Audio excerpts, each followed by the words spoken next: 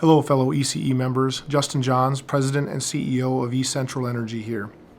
I'd like to talk with you a little bit today about the recent weather that we've had and the impact that weather has had on the national power grid, as well as the impact it's had on our system. A lot of folks have heard about what's happened in Texas, what's happened in Nebraska, what's happened in a large portion of the southern part of our country, and it's raised some concerns. Could that happen here? And as we move towards more renewables, is it more likely that it will happen here? So I want to talk about those things a little bit and just reassure you that we have our fingers on the pulse and we are making sure that we can continue to provide safe, affordable, and reliable electricity. First of all, I would like to extend our thoughts and prayers to the folks who have been impacted by this weather in the southern part of our country. What's happened in the south is they're not accustomed to this cold weather. Their homes and their heating systems, more appropriately, are not designed for the cold weather that they're seeing.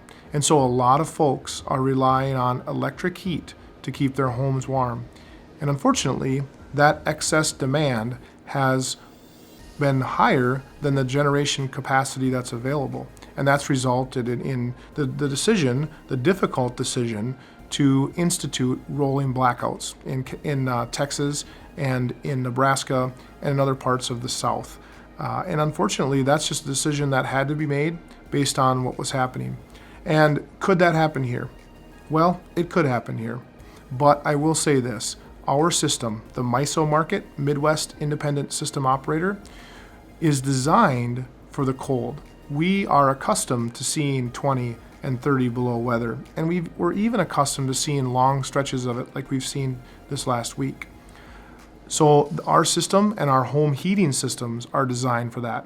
A lot of people heat their homes with natural gas and propane and some with fuel oil. There are people who heat with electric heat, and it's very affordable, I might add, but the vast majority of our membership does not heat with electricity, and certainly not regular baseboard heat or any type of plug-in heaters that we're seeing being used in southern parts of the country. And so the impact of cold weather on us, while it can be significant from a distribution standpoint, the load is not such that it's going to overrun our generation abilities. And then finally, the question becomes, as we move towards more renewables, which we know are more intermittent by nature, will we see reliability issues as that comes to be? And I will say this, there are significant, intelligent, and wise engineers and other people who are working on design and verification that the generation capacity will be available regardless of the weather.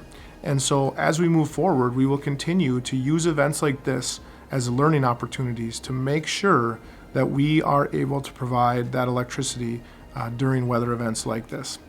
And so with that, I would once again like to extend just our thoughts and prayers to the folks that are suffering through this in the South. And I would like to hope and wish that all of you are safe, and thank you for the opportunity to serve you.